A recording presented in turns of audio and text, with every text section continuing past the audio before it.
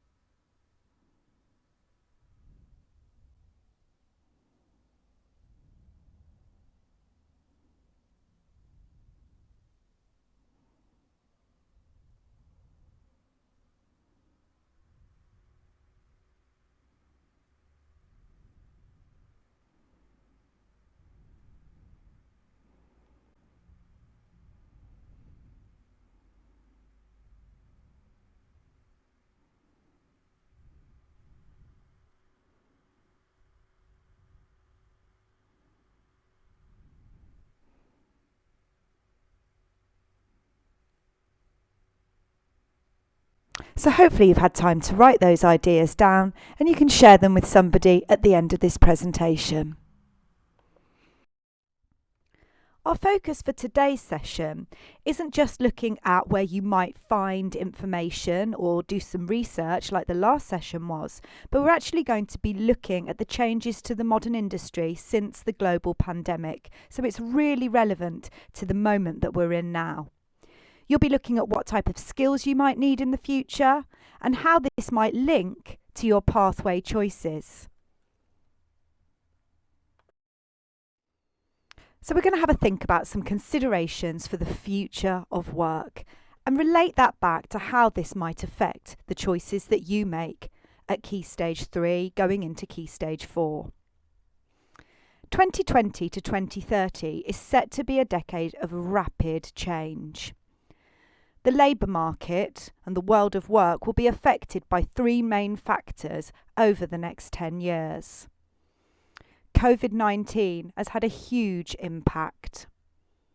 Automation, and what that means is the creation and the use of technologies to produce and deliver goods or services without human intervention. So the use of machinery to do things that perhaps humans once did.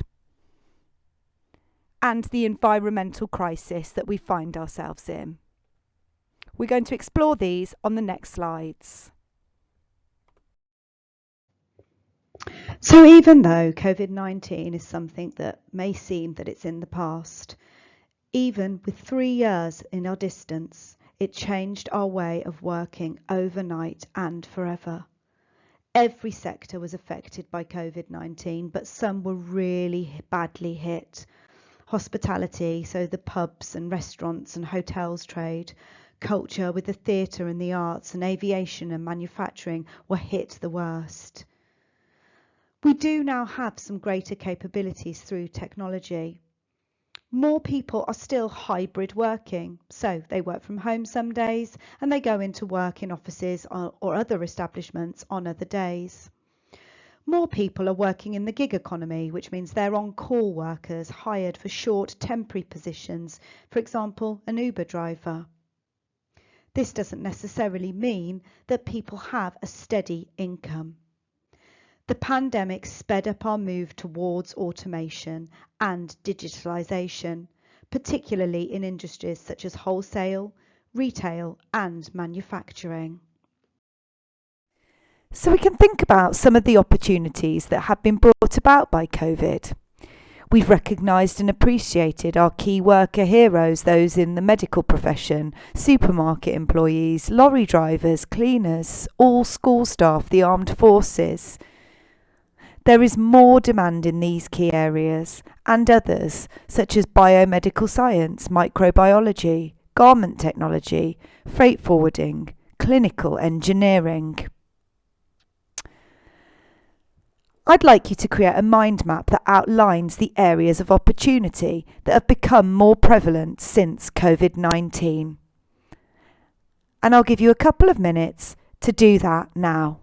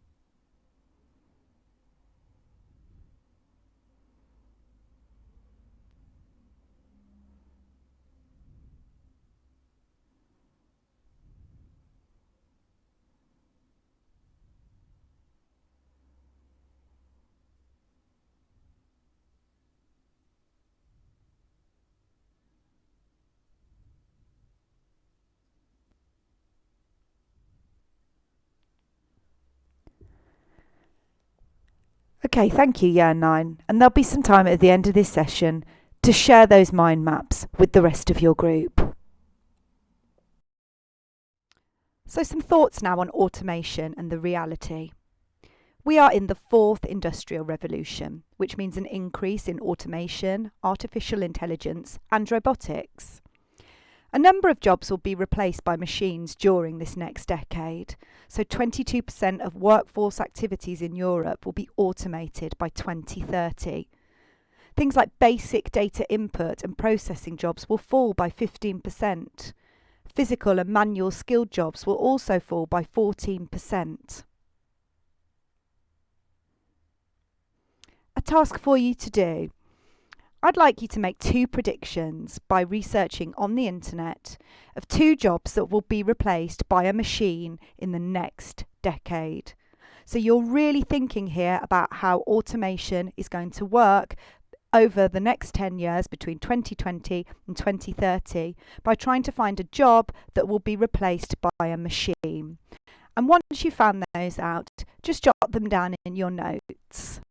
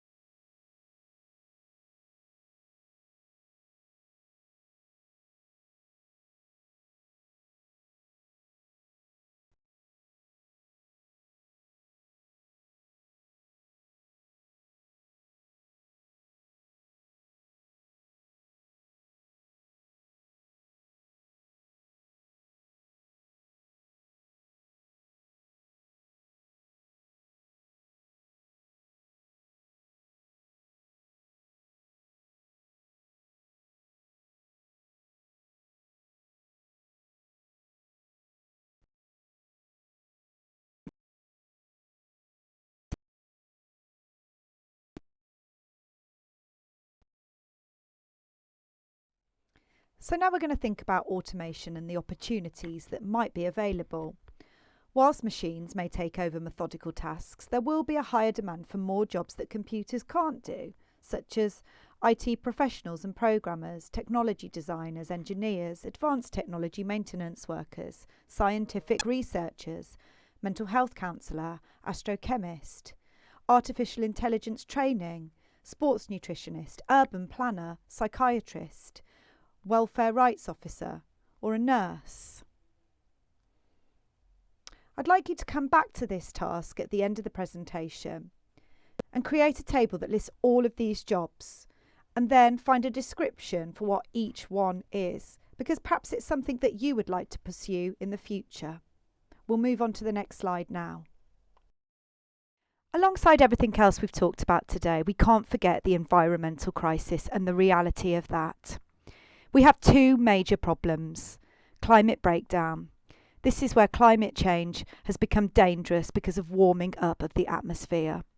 And biodiversity crisis, which is the loss of huge numbers of plants and animals due to humanity's impact on the planet. In order to avoid catastrophic climate breakdown, the world must completely decarbonise by 2050. We're going to talk about that on the next slide.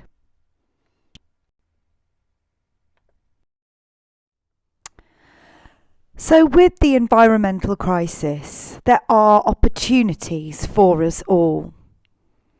There are going to be jobs that have a direct positive impact on the planet, and these are known as green jobs. In the past, these have involved renewable energy, electric transport, energy efficiency, or nature conservation. However, as countries work towards becoming net zero or carbon neutral, every job has the potential to be green. We're going to explore some of these and some of these opportunities on the following slides. Do you love science? Well, perhaps you could think about being an environmental scientist. Environmental scientists study the effects of human activities on the environment by conducting tests, analysing data in order to prevent and solve problems. Maybe a climate change analyst. This is somebody who researches and analyses developments related to climate change and proposes changes that should be made based on that research. An environmental engineer. Somebody who minimises pollution in order to protect the environment. An ecologist, somebody who studies the relationship between plants, animals and the environment. A hydrologist, this is somebody who studies the impact of rainfall, rivers and waterways on the environment. They also look at sustainable ways to use water. Or a geoscientist, somebody who studies the Earth's structure and formation and analyses rocks to explore its natural, mineral and energy resources. Perhaps you're somebody that's really into technology. You could consider maybe being a wind turbine technician. Wind turbine technicians are responsible for keeping wind turbine equipment running smoothly. Their work involves maintaining, testing and repairing mechanical and electrical equipment and monitoring daily performance. They work onshore or offshore wind farms. A renewable energy analyst measures the efficiency of renewable energy sources and develops sustainable energy models for buildings. A solar panel installer sets up solar panels on roofs and structures on land to convert solar power into renewable energy. Installers are also responsible for maintaining solar panels and ensuring the wiring systems are safe and efficient. Perhaps an electric vehicle engineer. Electric car engineers can be any type of engineer and they just work on electric cars, such as electrical and mechanical engineers who focus their work on electric car design, development and testing. Or an energy engineer who works on the research, design and construction of power generation plants and specialises in renewable energy to develop cleaner, more efficient industrial processes which reduce greenhouse emissions. Maybe you're interested in the business sector. You could consider what an environmental lawyer does, giving advice on possible environmental consequences of particular activities a company might want to do. Or an environmental consultant, advising organisations on a range of sustainability issues, from managing waste and recycling to assessing flood risk and the effects of climate change. Charity work comes into this, supporting causes as fundraisers, volunteers, organisers and charity directors. Or an environmental economist, conducting economic analysis related to environmental protection and the use of the natural environment such as water, air, land and renewable energy resources. Maybe you'd like to consider some opportunities if you are more of a hands-on kind of person. A countryside officer. Countryside officers manage, protect and improve the rural environment. A gardener grows, looks after plants in a range of private and public green spaces.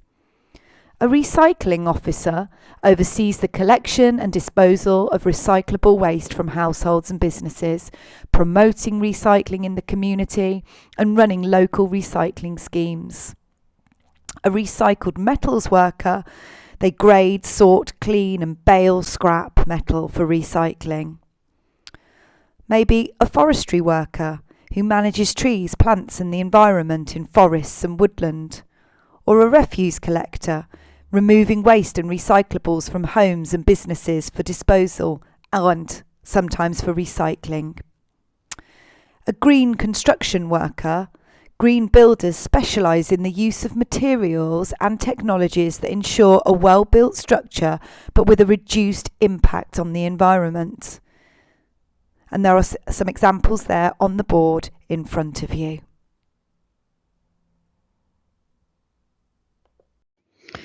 Maybe you're someone who's more creative. Perhaps you can think about areas like Shrewsbury or Hemel Hempstead, where they are trialling living roofs on top of bus stops, creating a more green and carbon neutral atmosphere. This will be a natural habitat for wildlife and will filter carbon dioxide from car pollution.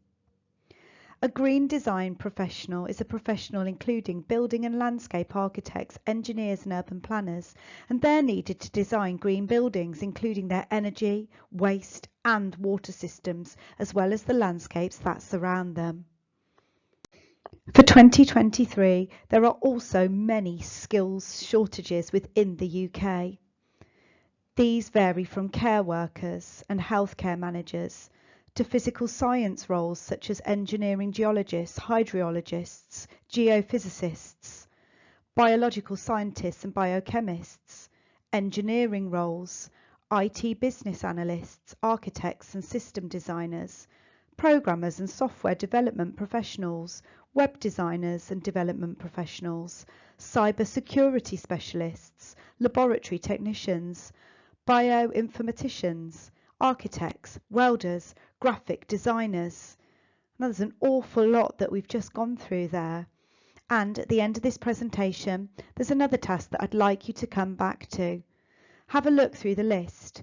Are there any jobs that you don't understand, you've never heard of and you don't know what they do? Perhaps you could use Unifrog to help you create a glossary of these jobs and their meanings. Some thoughts now for your own progression. The unexpected can happen.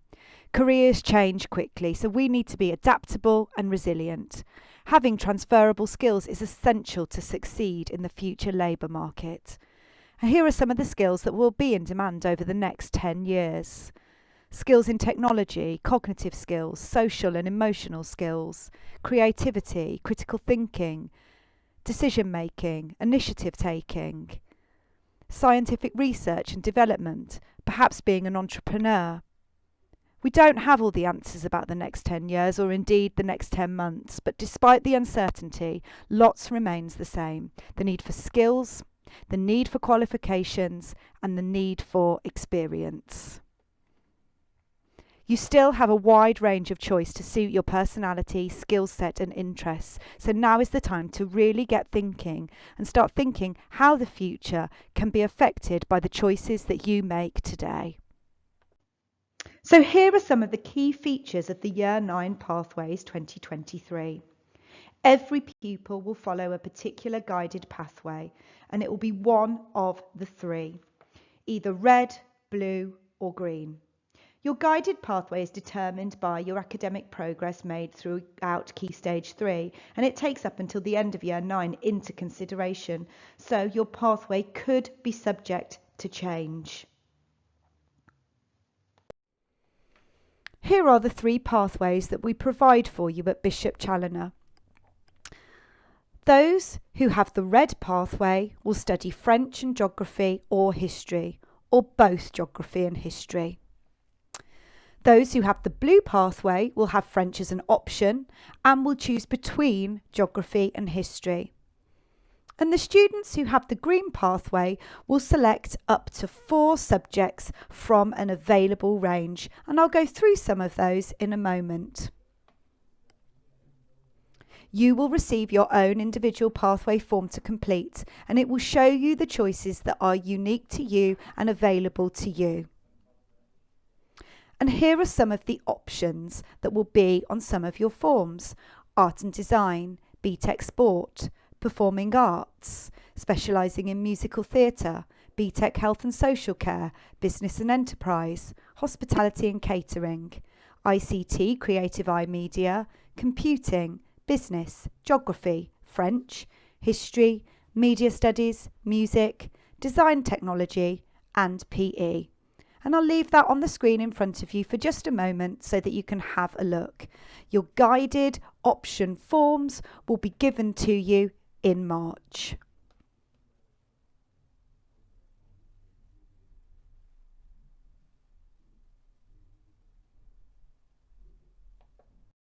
So some final thoughts and tips for you.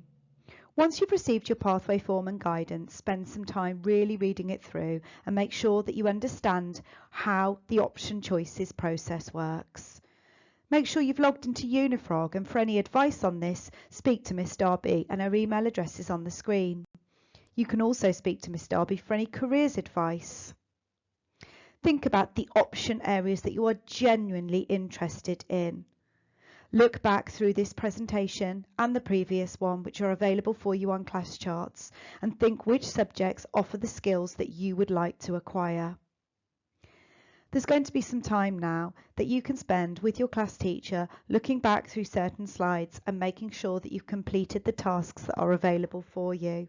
If you have any questions at all, please don't hesitate to ask your PSHE teacher, myself, Mrs. Jethwa, your head of year, Miss Shirley or Miss Carter, or Mr. Heatherton. Thank you very much for listening.